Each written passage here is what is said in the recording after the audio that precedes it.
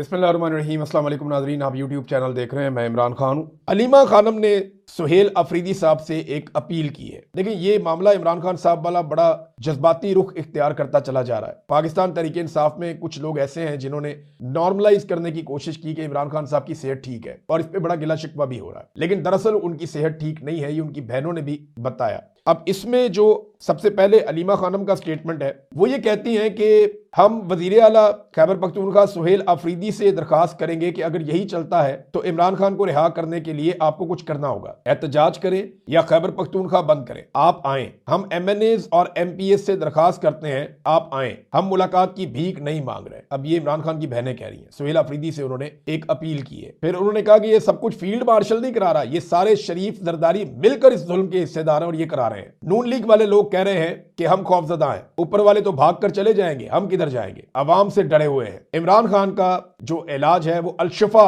के अंदर होना चाहिए, उनकी आंख का इलाज। फिर बुशरा बीबी की बेटी ने हमारे कजन को बताया कि इमरान खान को उनकी मंजूरी के बगैर अस्पताल लेकर गए हैं और 2 हफ्ते से इमरान खान की विजन ब्लर थी। यानी 2 हफ्ते से इमरान खान साहब शिकायत कर रहे थे कि मुझे सही से दिखाई नहीं दे रहा, धुंधला दिखाई दे रहा है। काफी हफ्ते पहले जब कोर्ट केस लगते थे तब इमरान खान की एक आंख लाल थी। उन्होंने बगैर हमारे राब्ता किए रात के अंधेरे में इमरान खान को अस्पताल मुंतकिल किया था। ये अब नौरीन न्याजी कह रही है। अंधेरे में हर वो काम होता है जो झूठे और मुजरिम का काम होता है। इमरान खान की आंख को जरा बराबर भी कुछ हुआ तो फिर किसी की आंख नहीं बचेगी। जावेद हाशमी साहब को बड़ी संगीन धमकियां दी गई हैं और ये इंतहाई काबिल मुजम्मत है। वो कहते हैं मुझे पैगाम दिया गया कि तुम्हें किसी एक्सीडेंट में मार देंगे और तुम्हारी बेटियों को बहुत रुस्वा करेंगे, जितना रुस्वा कर सकते हैं उतना रुस्वा करेंगे। लेकिन इसके बावजूद जावेद हाशमी साहब ने कहा जी मैं डटकर खड़ा हूंगा, मुकाबला करूंगा। मैं अहले बैत के खानदान में से हूं तो मैं तो मुकाबला करूंगा और मैं पैरवी करूंगा अहले बैत की सुन्नत की। ये निजाम कितना जालिम है कि वो धमकी पहुंचा रहा है एक बूढ़े बाप को कि तेरी बेटियों को हम रुस्वा करेंगे तुझे मारने के बाद। अस्तगफिरुल्लाह, ये इस लेवल तक पहुंच गया। और जावेद हाशमी को ऐसे झूठ बोलने की कोई जरूरत नहीं है इस उम्र में, और अपनी बेटियों के बारे में बोलने की तो बिल्कुल भी जरूरत नहीं है। ये इंतहाई गैर मुनासिब है और इंतहाई घटिया हरकत है। नाजरीन, मरियम नवाज ने एक स्टेटमेंट दिया। ये टिकटॉकरे आला का स्टेटमेंट देखें, आपको बड़ा मजा आएगा। स्टेटमेंट ये है कि दोस्त ममालिक के सरमायाकार मुझे कहते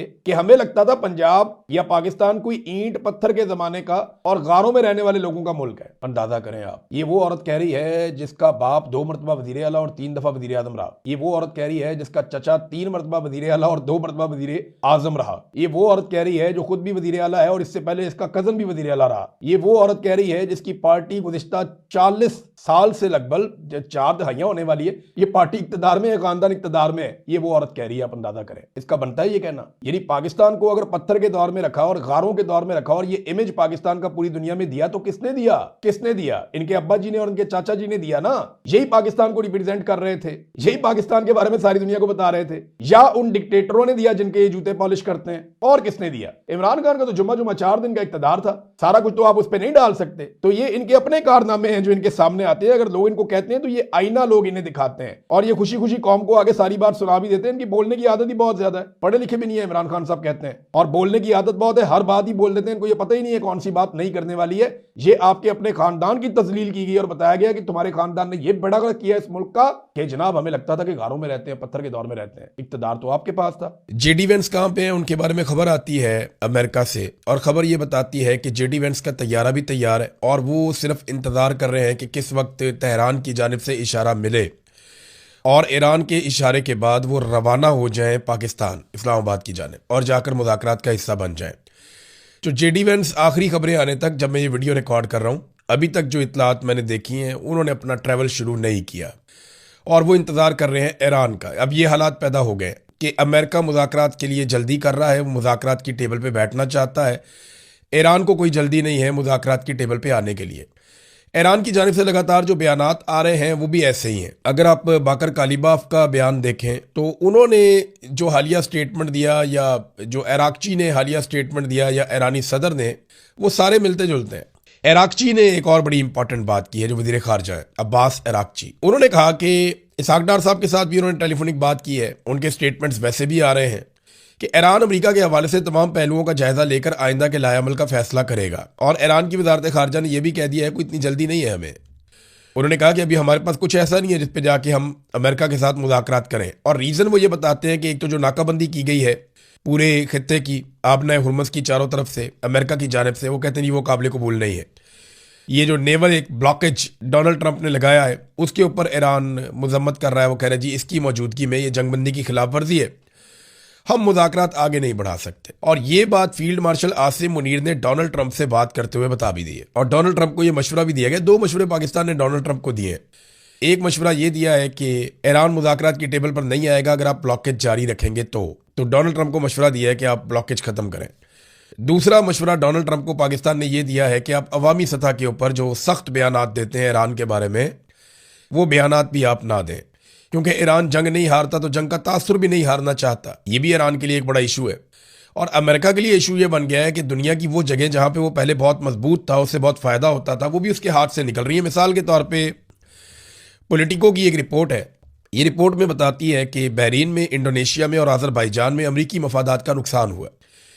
बहरीन में अवामी राय बहुत तेज़ी से तब्दील हुई है और वो ईरान की तरफ झुकाव उसका बढ़ रहा है। इसी तरह जो है इंडोनेशिया में ईरान की हमायत बढ़ी है, अमेरिका की मुखालफत बढ़ी है। अब इंडोनेशिया इससे पहले बोर्ड ऑफ पीस के ज़ेरे इंतज़ाम चलने के लिए वो एक फ़ौज भी दे रहा था, जिसे स्टेबलाइजेशन फोर्स कहते हैं, कि हम एक फ़ोर्स देंगे, फ़ौजी भिजवाएंगे। अब वहाँ पे वो दबाव है, वो भी मामला ख़राब हो गया। तीसरा जो अज़रबैजान है वो ईरान की ड्रोन सलाहियत और जो मजहबी असरात हैं, क्योंकि अज़रबैजान मुसलमान मुल्क है और वहाँ पे ज़्यादा तादाद में अहले तशी रहते हैं, तो उसकी वजह से भी एक नुकसान अमेरिका को हुआ। नाज़रीन, अल अरेबिया ने एक खबर दी है और वो खबर ये है कि शहबाज शरीफ ने अमेरिका और ईरान से जंग बंदी में मजीद 2 हफ्ते की तौसी की दरख्वास्त की है। अब ये जो तौसी की दरख्वास्त है, पिछली मरतबा जब की तो इसमें ड्राफ्ट वाला रोला पड़ गया था कि वो ड्राफ्ट वाला लफ्ज़ जो आ गया था, मैंने आपको खबर दी थी, बड़ा लोगों ने रोला डाला, लेकिन उसके बाद बिल्कुल सारे चुप कर गए जब अमेरिकन अखबारात ने इसकी तस्दीक कर दी कि ये वाशिंगटन से डोनाल्ड ट्रंप की अप्रूवल के बाद शहबाज शरीफ साहब ने ट्वीट किया था और गलती से वो पहली लाइन मिटाना भूल गए थे। जो उन्हें दिया गया उन्होंने वैसे ही कॉपी पेस्ट कर दिया। अब मुझे लगता है कि दोबारा पाकिस्तान से ये दरख्वास्त की गई है कि आप मज़ीद जंगबंदी में तौसी करवाएं। तो एक तरफ इस्लामाबाद में मुज़ाकरात की तैयारी हतमी मरहले में है कि जनाब हमारी तरफ से पूरी तैयारी है, दूसरी तरफ से जो ईरान की शमूलियत है उस पर सवालात खड़े हैं। मुझे ऐसा लगता है कि मुज़ाकरात एक मरतबा फिर हो जाएंगे। ईरानी मुज़ाकरात से नहीं भागेंगे, वो टेबल के ऊपर आने से नहीं घबराएंगे। वजह यह है कि उनकी मुज़ाकरात करने की सलाहियत भी दुनिया ने देखा कि बेहतरीन है। डोनाल्ड ट्रंप ने, जेडी वेंस ने खुद उनकी तारीफ की कि वो ज़बरदस्त लोग हैं, बड़े ज़हीन लोग हैं जिनके साथ हमारी बातचीत हुई है। और अब तो ईरान पूरी तैयारी के साथ आएगा।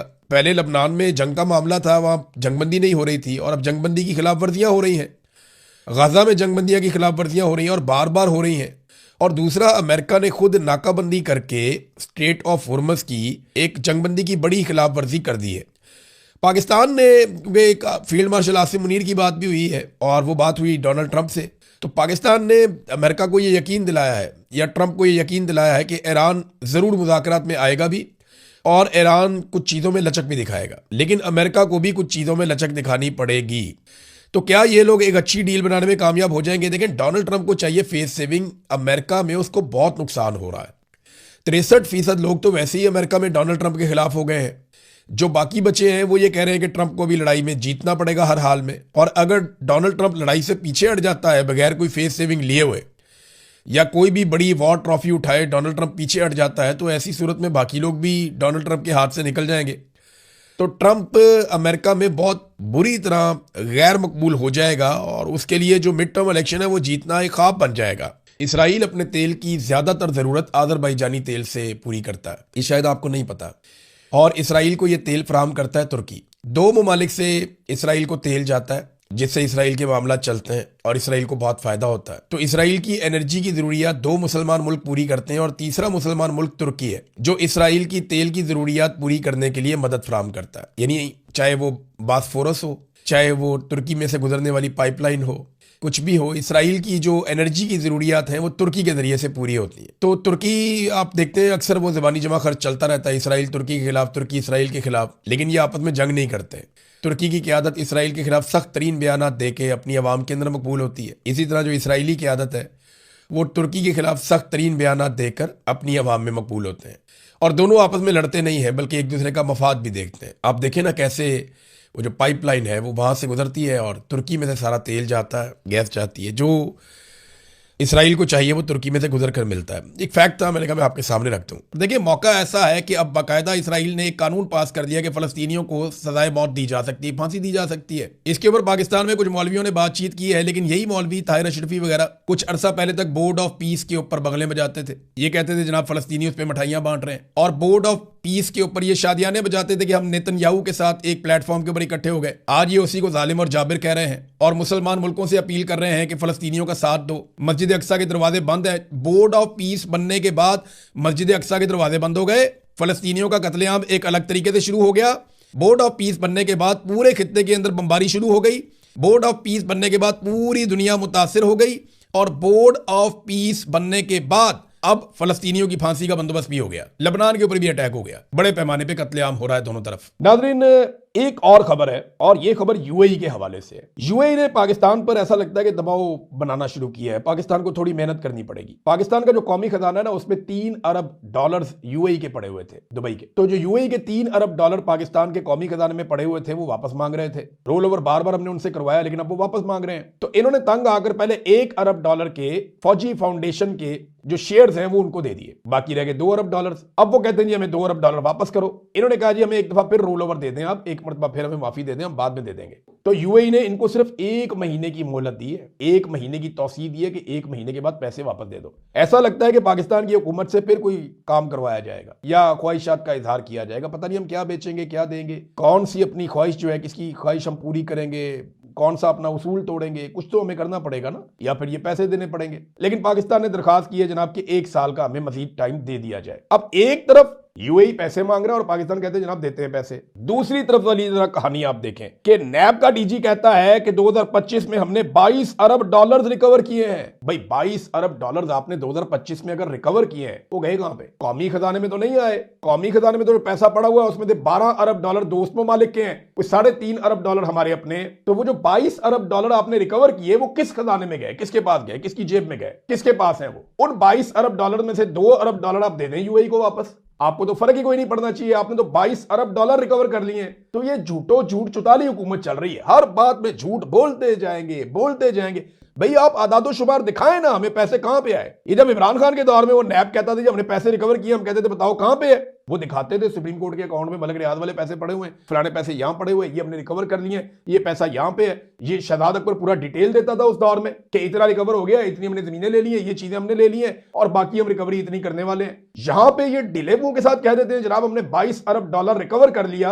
$2 अरब, $1 अरब के लिए आपका वजीर आजम जो है वो पंबीरी बना हुआ है पूरी दुनिया के अंदर, चिंची रिक्शे की तरह एयरपोर्ट का तैयारा चल रहा है। कोई आपको $1 अरब नहीं दे रहा। रोल ओवर करवाने के लिए आप तरले मिनते कर रहे हैं। $22 अरब आपने रिकवर किया, वापस करें आप। तो ये झूठ बोलते हैं और फिर कहते हैं जी हमने कौम के लिए मुश्किल फैसले किए। बार बार कहते हैं ना, हमने कौम के लिए बड़े मुश्किल फैसले किए हैं, हमने मुल्क बचाने के लिए बड़े मुश्किल फैसले किए हैं, हमें मुश्किल फैसले करने पड़ते हैं। जरा मुश्किल फैसले देखिए आप। क्या इन्होंने कोई ऐसा मुश्किल फैसला किया जिसमें इन्होंने अपना प्रोटोकॉल छोड़ दिया हो? नहीं किया। क्या इन्होंने कोई ऐसा मुश्किल फैसला किया कि इन्होंने करप्शन खत्म कर दी हो? नहीं किया। क्या कोई ऐसा मुश्किल फैसला किया जिन्होंने अपनी अयाशियां खत्म कर दी हो? नहीं किया। क्या कोई ऐसा मुश्किल फैसला किया जिसमें इकोनॉमी क्लास में बैठ के दुनिया के चक्कर लगाएं और महंगे होटलों में ठहरना बंद कर दें? नहीं किया। क्या कोई ऐसा मुश्किल फैसला किया कि ये अब आम मुसाफिरों के साथ जाएं और अपनी फैमिली को, अपनी मुलाजमाओं को, अपने साथ सहाफियों के बहुत बड़े बड़े ग्रोहों को या अपने पसंदीदा लोगों को जोक दर जोक लेकर बैरूने मुल्क ना जाएं? क्या इन्होंने ये मुश्किल फैसला किया? नहीं किया। क्या इन्होंने अपने अखराजात कम किए?